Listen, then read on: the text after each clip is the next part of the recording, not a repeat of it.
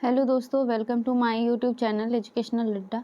दोस्तों, हम लोग एनसीईआरटी बेस्ड एमसीक्यू को प्रैक्टिस सेट के माध्यम से देख रहे हैं, जिसमें अब तक हम लोगों ने टोटल 91 सेट को डिस्कस कर लिया है। आज के सेट में हम लोग सेट नंबर 92 को डिस्कस करेंगे। अगर आपने हमारी पहले की वीडियोज़ को नहीं देखे हैं तो उसे देख लीजिएगा। चैनल पर नए हैं सब्सक्राइब कर बेल आइकन को प्रेस कीजिए ताकि हमारी आने वाली सारी महत्वपूर्ण वीडियोज़ आप तक सबसे पहले पहुँचती रहे। तो चलिए स्टार्ट करते हैं आज के सेशन को। आज के सेट का पहला प्रश्न है, वायु में वायुयान एवं पक्षी के मध्य टक्कर से वायुयान की तुलना में पक्षी द्वारा अनुभव होने वाला बल है। तो दोस्तों, पक्षी के द्वारा जो बल अनुभव किया जाता है वो वायुयान के बल के बराबर प्रतीत होता है। तो इसका सही आंसर ऑप्शन नंबर बी हो जाएगा, बराबर। अगला प्रश्न है, विद्युत विभाजन को मापने के लिए निम्न में से किसका उपयोग किया जाता है। तो दोस्तों, विद्युत विभव को मापने के लिए वोल्ट मीटर का प्रयोग किया जाता है। इसका सही आंसर ऑप्शन नंबर डी हो जाएगा, वोल्ट मीटर। मीटर से क्या मापा जाता है? तो दोस्तों, इससे विद्युत धारा मापा जाता है। गैल्वेनोमीटर से भी विद्युत धारा मापा जाता है। पोटेंशियोमीटर से विद्युत परिपथ या सेल का विभव मापा जाता है। ठीक है, तो इसका सही आंसर ऑप्शन नंबर डी है। अगला प्रश्न है, किस उत्तोलक के लिए हमेशा यांत्रिक लाभ 1 से कम होता है? तो दोस्तों, ऐसे उत्तोलक जिसके आयाम आलंब और भार के बीच में होता है, ऐसे उत्तोलक का यांत्रिक लाभ हमेशा 1 से कम होता है, जो कि तृतीयक प्रकार का उत्तोलक है। दोस्तों, तृतीयक प्रकार के उत्तोलक का एग्जाम्पल चिमटा, चाकू, हाथ, मछली पकड़ने वाली छड़, ये सारी चीज़ें तृतीयक उत्तोलक का एग्जाम्पल है, जिसका यांत्रिक लाभ हमेशा 1 से कम होगा। तो इसका सही आंसर ऑप्शन नंबर सी हो जाएगा, जिसमें आयाम आलंब और भार के बीच हो। अगला प्रश्न है, क्वांटम सिद्धांत का प्रतिपादन किस वैज्ञानिक ने किया? तो दोस्तों, क्वांटम सिद्धांत का प्रतिपादन मैक्स प्लांक के द्वारा 1900 ईस्वी में की गई थी। तो इसका सही आंसर ऑप्शन नंबर ए हो जाएगा, 1900, मैक्स प्लांक। अगला प्रश्न है, एक अर्धचालक में विद्युत चालन होता है। तो दोस्तों, एक अर्धचालक में विद्युत चालन इलेक्ट्रॉन और होल दोनों के द्वारा होता है। इलेक्ट्रॉन और छिद्र की गति के कारण ही दोस्तों एक अर्धचालक में विद्युत का चालन होता है। दोस्तों, इसकी संयोजकता में छिद्रों की गति और चालन बंध में इलेक्ट्रॉन की गति जिम्मेदार होता है। तो इसका सही आंसर ऑप्शन नंबर सी हो जाएगा, इलेक्ट्रॉन और होल के द्वारा। अगला प्रश्न है, ट्रांसफार्मर में निम्न राशियों में से कौन सी राशि नहीं बदलती है? तो दोस्तों, ट्रांसफार्मर में आवृत्ति को बदले बिना वोल्टेज को बढ़ाया या फिर घटाया जा सकता है। तो इसका कौन नहीं बदलेगा? तो वो हो जाएगा आवृत्ति। इसका सही आंसर ऑप्शन नंबर सी हो जाएगा। अगला प्रश्न है, जल सतह पर तेल की पतली परत रंगीन क्यों दिखाई देती है? तो दोस्तों, जल सतह पर तेल की पतली परत रंगीन व्यतिकरण के कारण दिखाई देता है। क्या होता है कि तेल का अपवर्तनांक पानी के अपवर्तनांक से ज़्यादा होता है, इसलिए परावर्तन पीछे की ओर होता है, जो कि व्यतिकरण का कारण बनता है, और इसी वजह से तेल की पतली परत रंगीन दिखाई देती है। तो इसका सही आंसर ऑप्शन नंबर बी हो जाएगा, व्यतिकरण के कारण। अगला प्रश्न है, कोशिका के बारे में निम्न में से कौन सा कथन सही नहीं है? चलिए देखते हैं पहले कि क्या क्या दिया हुआ है। पहला है, कोशिकाओं का आकार और अमाप विशिष्ट कार्य से संबंधित होता है। आकार मतलब साइज जो उसका है, साइज, और अमाप मतलब वैल्यू यानी आयतन जो है वो एक दोनों अलग अलग विशिष्ट कार्य से संबंधित होता है, जो कि बिल्कुल सही है। दूसरा है, कुछ कोशिकाओं में बदलते आकार होते हैं। तो दोस्तों, बिल्कुल कोशिकाओं में आकार बदलता है। जैसे आप अमीबा को देखे होंगे तो अमीबा का आकार बदलते रहता है, तो ये भी सही है। उसके बाद है, प्रत्येक कोशिकाओं में निष्पादन की अपनी क्षमता होती है, तो ये भी सही है। चौथा है, सभी शरीर ऊतक में एक ही प्रकार की कोशिकाएं विद्यमान रहती है, तो ये गलत हो जाएगा दोस्तों। सभी शरीर का ऊतक एक ही प्रकार की कोशिका से नहीं बना होता, अलग अलग प्रकार की कोशिकाओं से बना होता है। तो इसमें कौन सा सही नहीं है पूछ रहा था, तो ऑप्शन नंबर डी जो है वो सही नहीं है। तो इसका सही आंसर ऑप्शन नंबर डी हो जाएगा। अगला प्रश्न है, विषाणु में निम्नलिखित में से कौन सा एक विशेषता नहीं होती है? तो चलिए देखते हैं। पहला है कि विषाणु में डीएनए या आरएनए की मौजूदगी होती है। तो बिल्कुल दोस्तों सही है, ये विषाणु में डीएनए और आरएनए मौजूद होता है, लेकिन किसी एक विषाणु में दोनों नहीं होता। अलग अलग विषाणु में किसी में डीएनए होता है, किसी में आरएनए मौजूद होता है, तो ये सही है। दूसरा है परपोषी कोशिकाओं के भीतर प्रजनन करता है, तो बिल्कुल दोस्तों विषाणु किसी जीवित कोशिका के कांटेक्ट में आने के बाद वो जीवित होता है, वो फंक्शन अपना करने लगता है, मतलब वो प्रजनन करता है वो परपोषी कोशिकाओं के भीतर ही, तो ये भी सही है। उसके बाद है स्वभाव में पूरी तरह परजीवी होता है, तो ये भी सही है दोस्तों, विषाणु स्वभाव में पूरी तरह से परजीवी होता है, यानी दूसरे जीव पर निर्भर होता है। उसके बाद है कोशिका भित्ति की मौजूदगी, तो ये गलत हो जाएगा दोस्तों, विषाणु में कोई कोशिका भित्ति मौजूद नहीं होता है। विषाणु एक अकोशिकीय जीव है जो कि नाभिकीय अम्ल और प्रोटीन से मिलकर बना होता है, तो इसका जो सही आंसर वो ऑप्शन नंबर डी हो जाएगा। अगला प्रश्न है, निम्न में से कौन एक सही कथन नहीं है? तो चलिए देखते हैं। पहला है टमाटर में लाल रंग का कारण लाइकोपीन होता है, तो बिल्कुल सही, टमाटर का लाल रंग लाइकोपीन की मौजूदगी की वजह से होता है।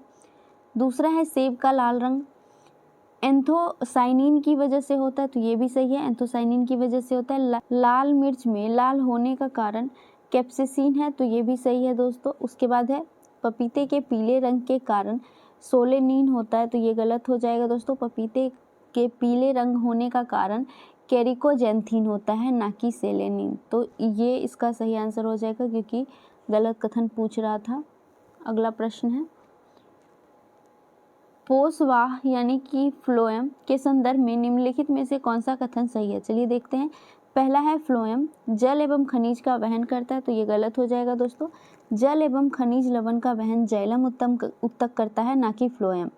दूसरा है फ्लोएम प्रकाश संश्लेषी उत्पादों का वहन करता है, तो ये सही हो जाएगा। फ्लोएम क्या करता है, प्रकाश संश्लेषण के दौरान जो पौधे भोजन बनाता है उस भोजन को पूरे पौधे के हर भाग तक पहुंचाने का काम करता है, तो ये तो सही हो गया। तीसरा है फ्लोएम एक साधारण उत्तक है, तो ये गलत हो जाएगा दोस्तों, फ्लोएम एक जटिल उत्तक और संवहनीय उत्तक है। चौथा है फ्लोएम पादप को बल प्रदान करता है, तो ये भी गलत हो जाएगा, फ्लोएम पादप को कोई बल प्रदान नहीं करता जब बल्कि यह भोजन पहुंचाने का कार्य करता है, तो इसमें से सही कौन सा है? ऑप्शन नंबर बी सही है, इसका सही आंसर ऑप्शन नंबर बी हो जाएगा।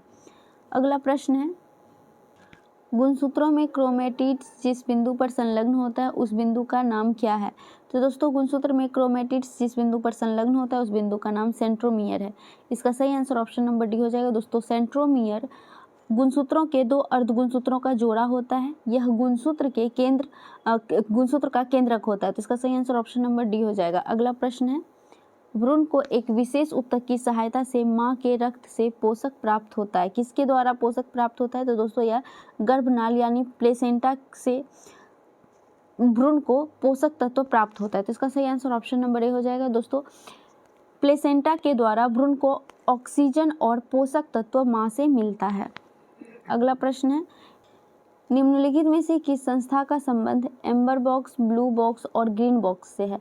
तो दोस्तों यह WTO यानी वर्ल्ड ट्रेड ऑर्गेनाइजेशन से संबंधित है, एम्बर बॉक्स, ब्लू बॉक्स और ग्रीन बॉक्स। दोस्तों यह बॉक्स बनाया क्यों गया था? तो यह बॉक्स कृषि सब्सिडी को अलग अलग तरीके से मैनेज करने के लिए बनाया गया था, तो इसका सही आंसर ऑप्शन नंबर ए हो जाएगा, WTO। दोस्तों WTO की स्थापना कब हुई थी? तो इसकी स्थापना 1 जनवरी 1995 ईस्वी को हुई थी और इसका हेडक्वार्टर जिनेवा स्विट्जरलैंड में है।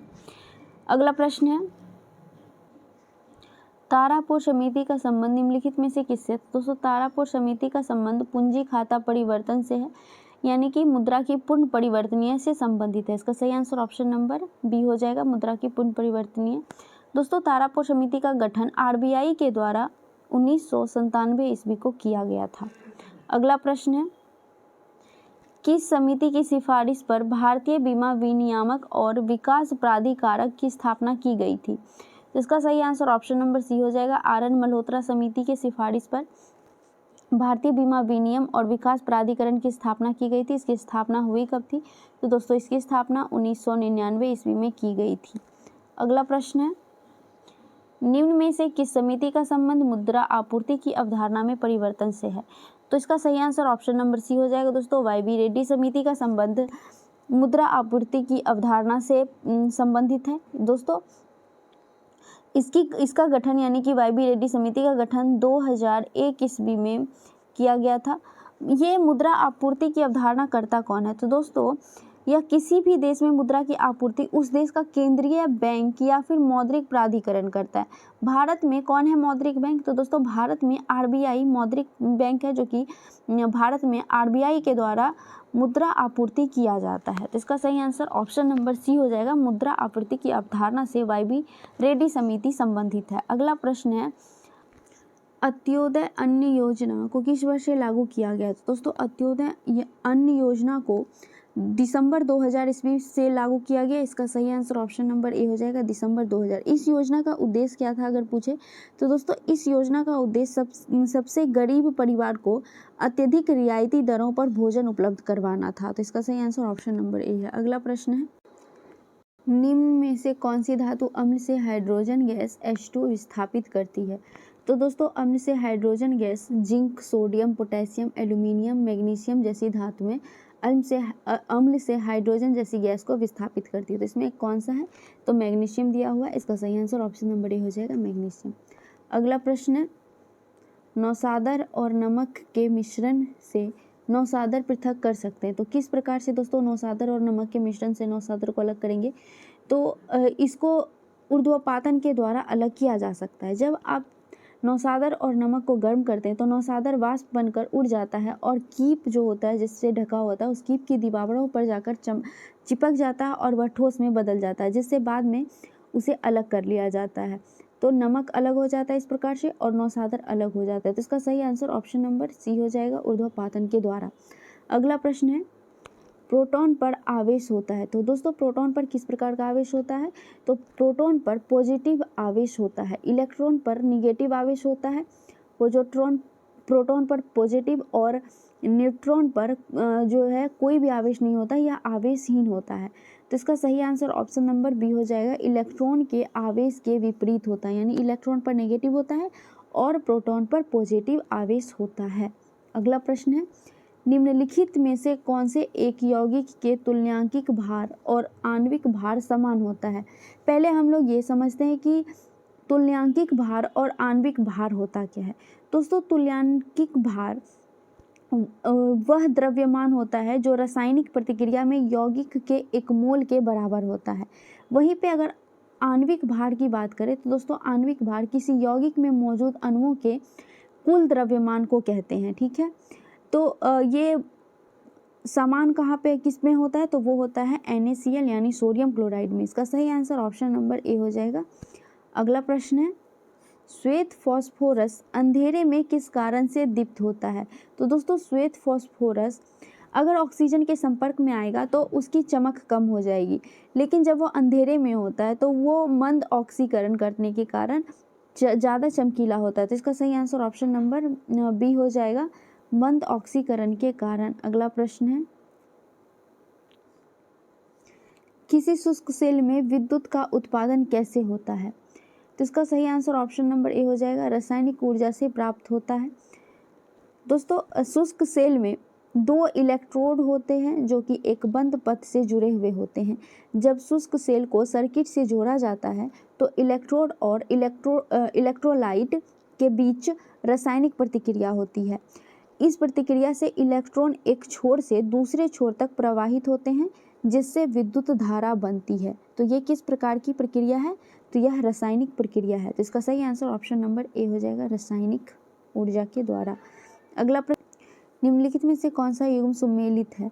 पहला है सिल्वर आयोडाइड। दोस्तों सिल्वर आयोडाइड से कृत्रिम वर्षा होता है, ना कि हॉर्न सिल्वर, तो ये गलत हो जाएगा। दूसरा है सिल्वर क्लोराइड। दोस्तों सिल्वर क्लोराइड हॉर्न सिल्वर है, ना कि कृत्रिम वर्षा होता है, तो ये भी गलत है।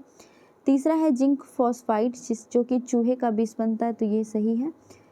चौथा है जिंक सल्फाइड। जिंक सल्फाइड का उपयोग दोस्तों चिकित्सा उपकरण, पेंट ये सब बनाने में किया जाता है, प्लास्टिक वगैरह बनाने में, इलेक्ट्रिक उपकरण बनाने में किया जाता है। तो फिलोसफर मूल तो ये तो होगा नहीं, ये भी गलत है। तो इसमें से सही कौन सा है? तो ऑप्शन नंबर सी सही है, और यही पूछ रहा था कौन सा युग्म सुमेलित है, तो ऑप्शन नंबर सी इसका सही आंसर हो जाएगा। अगला प्रश्न है, निम्नलिखित में से कौन सुमेलित नहीं है? पहला है प्रथम विश्व जलवायु सम्मेलन 1979 ईस्वी में हुआ था, सही सुमेलित है। प्रथम पृथ्वी शिखर सम्मेलन एजेंडा 21 के द्वारा किया गया था, ये भी सही है। तीसरा है पृथ्वी शिखर सम्मेलन +5 1997 ईस्वी में हुआ था, ये भी सही सुमेलित है। कार्बन व्यापार यह क्योटो प्रोटोकॉल से जुड़ा हुआ है, ना कि मॉन्ट्रियल प्रोटोकॉल से, तो ये गलत हो जाएगा। मॉन्ट्रियल प्रोटोकॉल ओजोन परत के क्षरण को रोकथाम के लिए किया गया प्रोटोकॉल था, तो ये दोनों सही सुमेलित नहीं है। और सही कौन सुमेलित नहीं था यही पूछ रहा है, इसका सही आंसर ऑप्शन नंबर डी हो जाएगा। अगला प्रश्न है, निम्नलिखित में से किसके जलवायु परिवर्तन का क्रायोजेनिक संकेत प्राप्त किया जाता है? तो इसका सही आंसर हो जाएगा option number A, ice core के द्वारा, यानी कि बर्फ की चादर के द्वारा। क्रायोजेनिक संकेत दोस्तों, क्रायोजेनिक होता क्या है? तो क्रायोजेनिक का अर्थ होता है बहुत कम तापमान से जुड़ा हुआ। अगला प्रश्न है, अंतर्राष्ट्रीय अम्ल वर्षा सूचना केंद्र कहाँ स्थापित किया गया? तो दोस्तों अंतर्राष्ट्रीय अम्ल वर्षा सूचना केंद्र यह मैनचेस्टर में स्थापित किया गया था। इसका सही आंसर ऑप्शन नंबर डी हो जाएगा, मैनचेस्टर। अम्ल वर्षा होता क्या है दोस्तों? आम वर्षा जो होता है उसका पीएच मान 7 होता है, यानी वो उसका जल उदासीन होता है। लेकिन जब वर्षा के जल का पीएच मान 5.6 तक पहुंच जाता है, 5.6 से कम हो जाता है, तो वह अम्लीय वर्षा कहलाता है। ठीक है, तो इसका सही आंसर ऑप्शन नंबर डी। अगला प्रश्न है, फेडरेशन कप किस खेल से संबंधित है? तो दोस्तों फेडरेशन कप फुटबॉल से संबंधित है। इसका सही आंसर ऑप्शन नंबर ए हो जाएगा, फुटबॉल। अगला प्रश्न है, खेल प्रशिक्षण के क्षेत्र में दिए जाने वाला पुरस्कार है। दोस्तों खेल प्रशिक्षण के क्षेत्र में दिए जाने वाला पुरस्कार द्रोणाचार्य पुरस्कार है। इसका सही आंसर ऑप्शन नंबर सी हो जाएगा। द्रोणाचार्य पुरस्कार दिया किसको जाता है? तो दोस्तों यह पुरस्कार उन कोच को दिया जाता है, उन ट्रेनर को दिया जाता है जो कि अंतर्राष्ट्रीय आयोजन में पदक विजेता खिलाड़ी को तैयार करते हैं, यानी उनके द्वारा तैयार किया गया खिलाड़ी अंतर्राष्ट्रीय खेल से पदक जीत कर लेकर आए हो, तो ऐसे कोच को द्रोणाचार्य पुरस्कार दिया जाता है। तो इसका सही आंसर ऑप्शन नंबर सी हो जाएगा। अगला प्रश्न है, निम्नलिखित में से कौन सा गांधी जी के विचारों को गांधीवादी समाजवाद का शीर्ष माना जाता है? तो इसका सही आंसर ऑप्शन नंबर बी हो जाएगा। अहिंसा को गांधी जी के विचारों को गांधीवादी या समाजवाद का शीर्ष माना जाता है। अगला प्रश्न है, 1870 ईस्वी में पूना सार्वजनिक सभा की स्थापना किसने की थी? तो दोस्तों 1870 ईस्वी में पूना सार्वजनिक सभा की स्थापना महादेव गोविंद रनाडे के साथ जीवी जोशी और एस.एच. चिपलूकर ने मिलकर की थी। दोस्तों पूना सार्वजनिक सभा को भारतीय राष्ट्रीय कांग्रेस के पूर्वगामी संस्था के रूप में भी जाना जाता है। तो इसका सही आंसर ऑप्शन नंबर सी हो जाएगा, महादेव गोविंद रनाडे। अगला प्रश्न है, निम्नलिखित में से किसकी शासन व्यवस्था गणतंत्रात्मक नहीं थी? इसका सही आंसर ऑप्शन नंबर ए हो जाएगा दोस्तों, मगध। मगध की जो शासन व्यवस्था थी वो राजतंत्रात्मक थी, ना कि गणतंत्रात्मक। बाकी कुशीनगर, कपिलवस्तु और वैशाली की लिच्छवी जो है इसकी शासन व्यवस्था गणतंत्रात्मक थी। भारत का क्या विश्व का पहला गणतंत्रात्मक जगह कौन सा था? तो वो था वैशाली का लिच्छवी। ठीक है, तो इसका सही आंसर ऑप्शन नंबर ए हो जाएगा। अगला प्रश्न है,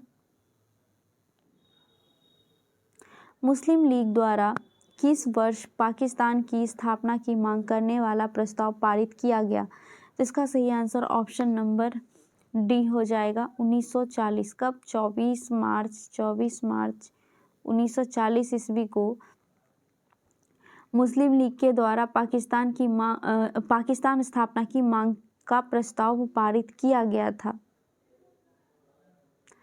दोस्तों इस प्रस्ताव को लाहौर प्रस्ताव या फिर पाकिस्तान संकल्प के नाम से भी जाना जाता है। तो इसका सही आंसर ऑप्शन नंबर डी हो जाएगा। अगला प्रश्न है,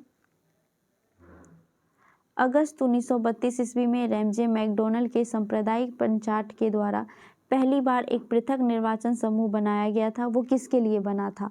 तो दोस्तों वह अछूतों के लिए बनाया गया था। इसका सही आंसर ऑप्शन नंबर डी हो जाएगा। दोस्तों रैमजे मैकडॉनल्ड का कहना था सांप्रदायिक पंचायत के हिसाब से कि दलित को हिंदुओं से अलग माना गया है। ये कब हुआ था? तो दोस्तों यह सेकेंड गोलमेज सम्मेलन के दौरान हुआ था, जिसकी वजह से यानी सांप्रदायिक पंचायत बनने की वजह से गांधी जी सेकेंड गोलमेज सम्मेलन से भाग गए थे, मतलब आधे सम्मेलन को छोड़कर उठकर चले गए थे वहाँ से। तो ये किससे संबंधित है? तो अछूतों से संबंधित है। ये हुआ कब था? तो 16 अगस्त 1932 ईस्वी को हुआ था, याद रखिएगा। कांग्रेस एकमात्र गोलमेज सम्मेलन में भाग लिए थे और वो था सेकेंड गोलमेज सम्मेलन, लेकिन वहाँ से भी सांप्रदायिक पंचायत की वजह से गांधी जी उठकर चले गए थे। अगला प्रश्न है, अंग्रेजों ने श्रीरंगपट्टनम की संधि किसके साथ की थी? तो दोस्तों अंग्रेज ने श्रीरंगपट्टनम की संधि थर्ड आंग्ल मैसूर युद्ध की समाप्ति के लिए किया था और यह टीपू सुल्तान के साथ किया गया था। थर्ड आंग्ल मैसूर युद्ध का समाप्ति कब हुआ था? तो 1792 ईस्वी में ये हुआ था। तो इसका सही आंसर ऑप्शन नंबर ए हो जाएगा, टीपू सुल्तान। अगला प्रश्न है, नालंदा विश्वविद्यालय की स्थापना किसके शासनकाल में की गई थी? तो दोस्तों नालंदा विश्वविद्यालय की स्थापना गुप्त वंश के शासक कुमारगुप्त प्रथम के द्वारा किया गया था। इसका सही आंसर ऑप्शन नंबर ए हो जाएगा, कुमारगुप्त प्रथम। दोस्तों नालंदा विश्वविद्यालय बौद्ध शिक्षा का प्रमुख केंद्र रहा है। अगला प्रश्न है, निम्नलिखित में से किसने 1873 ईस्वी में सत्य शोधक समाज की स्थापना की थी? तो दोस्तों 1873 ईस्वी में कब? 24 सितंबर, डेट याद रखिएगा, डेट पूछता है। 24 सितंबर 1873 ईस्वी में सत्य शोधक समाज की स्थापना ज्योतिबा फूले के द्वारा महाराष्ट्र के पुणे में किया गया था। तो इसका सही आंसर ऑप्शन नंबर बी हो जाएगा, ज्योतिबा फूले। दोस्तों इसका उद्देश्य क्या था इस समाज को बनाने का? तो इसका उद्देश्य था महाराष्ट्र में जो दलित समूह थे उन समूहों को सामाजिक और राजनीतिक रूप से आगे बढ़ाना। अगला प्रश्न है,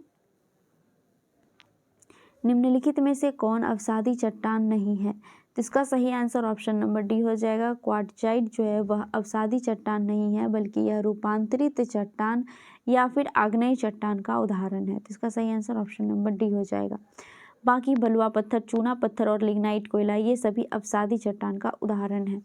अगला प्रश्न है, निम्नलिखित में से कौन सी तरंग केवल ठोस माध्यम से होकर गुजरती है? तो दोस्तों भूकंप तरंग 3 प्रकार की होती है, पी तरंग, एस तरंग और एल तरंग, जिसमें पी तरंग ठोस, द्रव्य और गैस तीनों माध्यम से गुजरती है। वहीं एस तरंग केवल ठोस से होकर गुजरती है, जो कि अनुप्रस्थ गौण तरंग होता है। वहीं एल तरंग दोस्तों यह तेज गति से यात्रा करती है और यह धरातल के साथ साथ चलती है। तो इसका सही आंसर ऑप्शन नंबर बी हो जाएगा, एस तरंग, जो कि एक अनुप्रस्थ कोण तरंग है। यह केवल ठोस माध्यम से होकर गुजरती है। अगला प्रश्न है, निम्नलिखित में से कौन सा झील केरल में नहीं है? इसमें से कौन सा ऐसा झील है जो केरल में नहीं है? तो वो हो जाएगा दोस्तों पुलिकट झील। पुलिकट झील यह आंध्र प्रदेश और तमिलनाडु के सीमा पर स्थित है। दोस्तों यह झील खारे पानी की झील है और यह भारत की सेकेंड लार्जेस्ट झील है। सबसे बड़ा झील चिल्का झील है और उसके बाद पुलिकट झील दूसरे नंबर पर आता है। तो इसका सही आंसर ऑप्शन नंबर डी हो जाएगा, पुलिकट झील। अगला प्रश्न है, भारत में पंचायती राज्य निम्नलिखित में से किसका प्रतिनिधित्व करता है? तो दोस्तों भारत का पंचायती राज्य संविधान के भाग 4 के अनुच्छेद 40 में वर्णित है।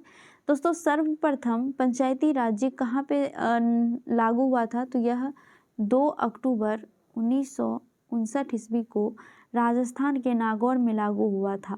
राजस्थान के नागौर के अगर गांव पूछे तो बागड़ी गांव में लागू हुआ था। दोस्तों पंचायती राज्य का प्रतिनिधित्व सामुदायिक विकास, शक्तियों के विकेंद्रीकरण, लोगों की हिस्सेदारी, इन सभी चीज़ों का प्रतिनिधित्व करता है। तो इसका सही आंसर ऑप्शन नंबर डी हो जाएगा, उपयुक्त में से सभी। अगला प्रश्न है, बोहरा समिति निम्नलिखित में से किससे संबंधित है? तो दोस्तों एन बोहरा समिति यह भारत में राजनीतिक के अपराधीकीकरण और अपराधियों, राजनेता और नौकरशाही के बीच संबंध को जोड़ती है। तो इसका सही आंसर ऑप्शन नंबर सी हो जाएगा, राजनेताओं तथा अपराधियों के साठगांठ से संबंधित है बोहरा समिति, जिसका गठन अक्टूबर 1993 ईस्वी में हुआ था। अगला प्रश्न है, निम्नलिखित में से किसमें उच्चतम न्यायालय के न्यायाधीशों को नियुक्ति में कार्यपालिका, विधायिका एवं मुख्य न्यायाधीश की भागीदारी की अनुशंसा की गई है? तो इसका सही आंसर हो जाएगा ऑप्शन नंबर बी, द्वितीय प्रशासनिक सुधार आयोग के द्वारा। अगला प्रश्न है, किस अनुच्छेद के तहत किसी राज्य की विधानसभा में 500 से अधिक तथा 600 से कम सदस्य नहीं हो सकता है? तो यह है दोस्तों अनुच्छेद 170 के तहत कहा गया है कि किसी भी राज्य के विधानसभा में 500 से अधिक और 60 से कम सदस्य नहीं हो सकता है। तो इसका सही आंसर ऑप्शन नंबर ए हो जाएगा, अनुच्छेद 170। वहीं अनुच्छेद 171 ए की बात करें तो इसमें कहा गया है कि किसी भी राज्य के विधान परिषद के सदस्यों की संख्या उस राज्य के विधान सभा के सदस्यों के 1/3 से अधिक नहीं हो सकती है। अनुच्छेद 182 में क्या कहा गया है, तो इसमें कहा गया है कि दोस्तों विधान परिषद के सभापति और उपसभापति से जुड़ी हुई जानकारी दी गई है। वहीं अनुच्छेद 188 की बात करें तो इसमें विधानसभा और विधान परिषद के सदस्यों की शपथ की चर्चा की गई है। अगला प्रश्न है कि संविधान संशोधन के द्वारा राष्ट्रपति को कोई भी मामला मंत्रिपरिषद द्वारा पुनर्विचार किए जाने के लिए वापस भेजने के लिए अधिकार दिया गया है। तो यह अधिकार 44वें संविधान संशोधन अधिनियम 1978 के तहत यह प्रावधान किया गया। तो इसका सही आंसर ऑप्शन नंबर बी हो जाएगा। दोस्तों अब 42वें संविधान संशोधन में राष्ट्रपति मंत्रिपरिषद की सलाह पर कार्य करेंगे, लेकिन अनुच्छेद 44 के तहत कहा गया है कि इस राष्ट्रपति कोई भी मामला मंत्रिपरिषद की सलाह पर तो करेंगे, लेकिन अगर राष्ट्रपति चाहें तो वह पुनः विचार के लिए उसे वापस भेज सकते हैं, यानी वापस भेजने की जो शक्ति है वो 44वें संविधान संशोधन में जोड़ा गया। तो इसका सही आंसर ऑप्शन नंबर बी हो जाएगा। अगला प्रश्न है स्वर्णिम पैगोडा का देश कहा जाता है। तो दोस्तों स्वर्णिम पैगोडा का देश म्यांमार को कहा जाता है। दोस्तों इसे गोल्डन लैंड भी कहा जाता है। क्यों कहा जाता है? क्योंकि यहाँ कई सोने से चमकती हुई पैगोडा मौजूद है, यहाँ कई प्रकार के स्वर्ण मंदिर मौजूद हैं, इसी वजह से इसे स्वर्णिम पैगोडा का देश कहा जाता है। तो इसका सही आंसर ऑप्शन नंबर सी हो जाएगा, म्यांमार। अगला प्रश्न है निम्नलिखित में से कौन सही सुमेलित है? तो चलिए देखते हैं कि इसमें कौन सही सुमेलित है। पहला है कमल का फूल, जो कि सांस्कृतिक एवं सभ्यता का प्रतीक है। तो ये बिल्कुल सही है दोस्तों, कमल का फूल सांस्कृतिक और सभ्यता का प्रतीक है। वहीं सफ़ेद झंडा यह शांति का प्रतीक नहीं है दोस्तों, सफ़ेद झंडा युद्ध विराम और आत्मसमर्पण का संकेत होता है। लाल त्रिकोण क्या है दोस्तों? लाल त्रिकोण परिवार नियोजन का प्रतीक होता है, ये सही सुमेलित है। इसमें कौन कौन सही सुमेलित है? तो 1 और 3 सही सुमेलित है। इसका सही आंसर ऑप्शन नंबर सी हो जाएगा, 1 और 3। अगला प्रश्न है निम्नलिखित में से ग्लेशियर या हिमनद और राज्य या केंद्र शासित प्रदेश के संबंध में किसका मिलान सही है? तो चलिए हम लोग देखते हैं। पहला है एक तरफ ग्लेशियर यानी हिमनद दिया हुआ है, दूसरी तरफ राज्य या केंद्र शासित प्रदेश जो दिया हुआ है उससे संबंधित। तो पहला है बाल्टोरस ग्लेशियर, जो कि पीओके में स्थित है, गिलगित और बलूचिस्तान क्षेत्र में स्थित है। तो ये तो गलत हो जाएगा, यह जम्मू कश्मीर में नहीं स्थित है। दूसरा है चौराबाड़ी ग्लेशियर, जो कि उत्तराखंड के रुद्रप्रयाग जिले में स्थित है। तो ये बिल्कुल सही सुमेलित है। तीसरा है सियाचिन ग्लेशियर। दोस्तों सियाचिन ग्लेशियर लद्दाख के लेह जिले में स्थित है, ना कि जम्मू कश्मीर में। तो ये भी गलत हो गया। चौथा है जेमू ग्लेशियर। दोस्तों जेमू ग्लेशियर सिक्किम में मौजूद है, ना कि हिमाचल प्रदेश में। तो ये भी गलत हो गया। इसमें सही सुमेलित है ऑप्शन नंबर बी, और सही पूछ रहा था तो इसका सही आंसर ऑप्शन नंबर बी हो जाएगा। अगला प्रश्न और आज के सेशन का लास्ट प्रश्न है। वीडियो कैसी लगी जरूर बताइएगा। प्रश्न है उस स्रोत का नाम बताएं जिसमें प्राचीन भारत के व्यापारिक मार्गों पर मौन है। तो इसका सही आंसर ऑप्शन नंबर सी हो जाएगा। मिलिंद पन्हों में प्राचीन भारतीय व्यापार मार्गों की चर्चा की गई है। दोस्तों मिलिंद पन्हों एक पाली भाषा में रचित बौद्ध ग्रंथ है, जिसकी रचना लगभग 100 वर्ष ईसा पूर्व में हुआ था। तो इसका सही आंसर ऑप्शन नंबर सी हो जाएगा, मिलिंद पन्हों। तो दोस्तों हमारा आज का सेशन यहीं तक था। वीडियो कैसी लगी जरूर बताइएगा। अगर अच्छी लगी हो तो लाइक कीजिएगा, अपने दोस्तों में शेयर कीजिएगा। चैनल पे नए हैं सब्सक्राइब कर बेल आइकन को प्रेस कीजिए, ताकि हमारी आने वाली सारी महत्वपूर्ण वीडियोज़ आप तक सबसे पहले पहुँच सके। मिलते हैं नेक्स्ट सेट में। जय हिंद।